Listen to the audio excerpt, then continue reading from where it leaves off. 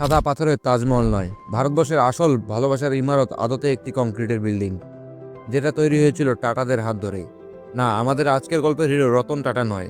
আমাদের আজকের গল্পের হিরোর নাম দৌরবজি টাটা এবং তার হিরোইন মেহেরবাই টাটা।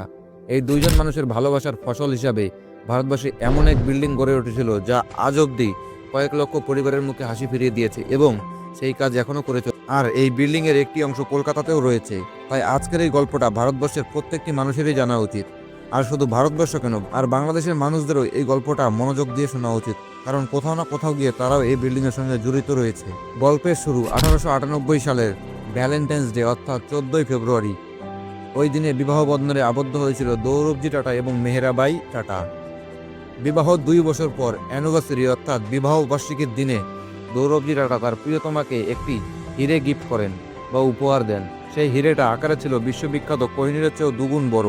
245 ক্যারেটের ওই হিরেটির দাম ছিল আজকের বাজারে প্রায় 135 কোটি টাকা। আর আমাদের আজকের এই গল্পতে এই হিরেটি একটি গুরুত্বপূর্ণ ভূমিকা পালন করতে চলেছে। ওই হিরেটি না থাকলে হয়তো আজকে টাটা গ্রুপের কোনো অস্তিত্বই ভারতবর্ষের বুকে থাকতো না, আর আমরা হয়তো রতন টাটার মতো বিশ্ববিখ্যাত শিল্পপতিকেও আমাদের মধ্যে আর পেতাম না। তা যাই হোক, গল্পে ফিরে আসি। এই ছবিটা দেখলে আপনারা বুঝতে পারবেন মেহেরাবাই ঠিক কতটা সুন্দরী এবং কতটা রাজকীয় দেখতে ছিলেন। এই রাজকীয়তা ছিল মেহেরাবাইয়ের মানসিকতাতেও। তিনি ভারতীয় শাড়ি পরে দুনিয়ার তাবৎ তাবর ইভেন্টে পৌঁছে যেতেন, দাপিয়ে টেনিস খেলতেন, ঘোড়সওয়ারি থেকে গাড়ি চালানো, সমস্ত কিছুই পারতেন মেহেরাবাই টাটা। ভারতীয় মহিলাদের অধিকার এবং তাদের লিডারশিপ নিয়েও বারংবার প্রশ্ন করেছেন তিনি। টাটা গ্রুপের বিজনেস ভারতবর্ষে সেই সময় দাপিয়ে চলছে। ইস্পাত শিল্প বিশ্বের 1 নম্বর কোম্পানি শিরোপা তখন প্রায় টাটাদের দখলেই। কিন্তু ঠিক সেই সময়ই লাগলো প্রথম বিশ্বযুদ্ধ। আর এই বিশ্বযুদ্ধের আফটার এফেক্টের ফলে টাটা গ্রুপের মেরুদণ্ড গুঁড়িয়ে গেল। অবস্থা এমন একটা জায়গায় পৌঁছল যে কোম্পানির শ্রমিকদের মাইনে দেওয়ার মতোই টাকা ছিল না দৌরবজি টাটার হাতে, যার ফলে টাটা গ্রুপ প্রায় বন্ধ হতে বসেছিল। কিন্তু ঠিক সেই সময় স্বামী দৌরবজি টাটার পাশে শক্ত খুঁটির মতো এসে দাঁড়ালো মেহেরাবাই টাটা। নিজের ভালোবাসার মানুষটিকে বাঁচাতে মেহেরাবাই সিদ্ধান্ত নিলেন ওই দামি হিরে সহ সমস্ত গয়না বন্ধক রাখবেন তিনি। প্রথমে দৌরবজি টাটা কিছুতেই রাজি হচ্ছিলেন না মেহেরাবাই টাটার এই সিদ্ধান্তে, কিন্তু কোম্পানির সমস্ত শ্রমিকদের কথা চিন্তা করে অবশেষে রাজি হলেন দৌরবজি টাটা। মেহেরাবাই টাটার ওই দামি হিরেটি এবং সমস্ত গয়না বন্ধক রেখে প্রায় 1 কোটি টাকার মতো লোন পেয়েছিলেন দৌরবজি টাটা। আর সেই টাকা দিয়ে কোম্পানির সমস্ত শ্রমিকদের মাইনে মিটিয়ে দিয়ে আবার শুরু হলো টাটাদের ইস্পাত কারখানা। মেহেরাবাইয়ের এই আত্মত্যাগের কারণেই কিছু বছরের মধ্যেই আবারও রমরমিয়ে চলতে শুরু করলো টাটা গ্রুপ। দৌরবজি টাটাও ব্যাংকের সমস্ত লোন মিটিয়ে নিজের প্রিয়তমার মেহেরাবাইয়ের রাখা সমস্ত গয়না এবং ওই দামি হিরেটি ফিরিয়ে দিলেন। তারপর সব ঠিকঠাকই চলছিল, কিন্তু ছন্দপতন ঘটল 1931 সালে। মেহেরাবাই টাটা তখন 50 বছর বয়স। আচমকা লিউকেমিয়া অর্থাৎ ব্লাড ক্যান্সার ধরা পড়ল মেহেরাবাই টাটার। দেশ বিদেশে তবর ডাক্তারদের দেখিয়েও কোনো লাভ হয়নি। 1931 সালে 18 জুন নর্থ ওয়েলসের একটি নার্সিংহোমে শেষ নিঃশ্বাস ত্যাগ করল মেহেরাবাই টাটা। আর এর ঠিক 1 বছর বাদে প্রিয়তমার মৃত্যু সহ্য করতে না পেরে 3 জুন 1932 সালে মারা গেলেন দৌরবজি টাটা। কিন্তু এখন আপনারা নিশ্চয়ই ভাবছেন, শুরুতে যে বিল্ডিংয়ের কথা বলেছিলাম সেটি কি হলো? ওই বিল্ডিংটা তাহলে কে তৈরি করলো? জানলে চমকে যাবেন। জীবনের অন্তিম বছরে ওই বিল্ডিংটি তৈরি করেছিলেন দৌরবজি টাটা। প্রিয়তমা স্ত্রী মেহেরাবাইকে ক্যান্সারের যন্ত্রণায় তিলে তিলে মারা যেতে দেখে বুক কেঁপে উঠেছিল দৌরবজি টাটার। তখন ভারতবর্ষে ক্যান্সারের চিকিৎসার জন্য কোনো হাসপাতাল ছিল না। তাহলে কি ভারতবাসীদের তখন ক্যান্সার রোগ হতো না? অবশ্যই হতো, আর তার জোরে প্রায় বিনা চিকিৎসাতেই মারা যেতে হতো গরিব এবং মধ্যবিত্ত ভারতবাসীদের।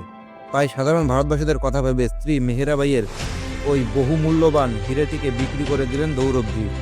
আর ওই বিক্রি হওয়া হিরের থেকে পাওয়া বিপুল পরিমাণ অর্থ দিয়ে তিনি তৈরি করলেন টাটা মেমোরিয়াল হাসপাতাল এবং লেডি টাটা মেমোরিয়াল ট্রাস্ট। এবারে আসি সেই বিল্ডিংয়ে, অর্থাৎ টাটা মেমোরিয়াল হসপিটাল, যেটাকে আমরা ভিডিও শুরুতেই ভারতবর্ষের প্রকৃত ভালোবাসার নিদর্শন বলেছিলাম। প্রতি বছর প্রায় টাটা মেমোরিয়াল হাসপাতালে 65,000-এরও বেশি মানুষ চিকিৎসা করাতে যান, যার মধ্যে প্রায় 70% ক্যান্সার আক্রান্ত রোগীদের বিনামূল্যে চিকিৎসা প্রদান করেন টাটা মেমোরিয়াল হাসপাতাল। এই হাসপাতালে প্রায় প্রতি বছরই 4.5 লাখের বেশি ক্যান্সার আক্রান্ত পেশেন্টের ফলো আপ ট্রিটমেন্ট চলে। প্রতি মাসে কয়েক হাজার ক্যান্সার আক্রান্ত শিশুকে সুস্থ করে তোলেন এই হাসপাতাল। এই হাসপাতালে প্রতিদিন কয়েকশো সন্তানকে অনাথ হওয়ার হাত থেকে বাঁচায় এই টাটা মেমোরিয়াল হাসপাতাল। তাই আর শুধু ভারতেই নয়, বাংলাদেশ থেকেও প্রচুর পরিমাণে ক্যান্সার আক্রান্ত মানুষ চিকিৎসা করতে আসেন এই টাটা মেমোরিয়াল হাসপাতালের বিভিন্ন শাখায়। কারণ বাংলাদেশের মানুষরাও জানেন যে ইন্ডিয়া টাটা মেমোরিয়াল হাসপাতালে ক্যান্সার বেস্ট চিকিৎসা করা হয়। তাজমহল তৈরি করার পর শাহজাহান তাদের ওয়ার্কারদের আঙুল কেটে নিয়েছিলেন, যাতে তাজমহলের মতো নিদর্শন আর কোথাও স্থাপন না হয়। কিন্তু মৃত্যুর আগে দৌরবজি টাটা বলে গিয়েছিলেন সারা দেশ জুড়ে যেন এমন অসংখ্য হাসপাতাল তৈরি হয়, কারণ সারা দেশের সাধারণ মানুষ যেন ক্যান্সারের বেস্ট ট্রিটমেন্ট পান। আর শুধু মুম্বাই নয়, কলকাতার বুকেও গড়ে উঠেছে tata Memorial hospital. Bhubaneswar, Varanasi, Tirupati, Ranchi, Uttar Pradesh সমস্ত জায়গায় ক্যান্সারের রিসার্চ হচ্ছে। ভারত সরকারের সঙ্গে হাত মিলিয়ে আসাম, উড়িষ্যা, ঝাড়খণ্ড, তেলেঙ্গানা, নাগাল্যান্ড ক্যান্সারের নেটওয়ার্ক ফেসিলিটি তৈরি হচ্ছে। আর এই সব কিছুর পিছনে রয়েছে একটাই কারণ, ভালোবাসা।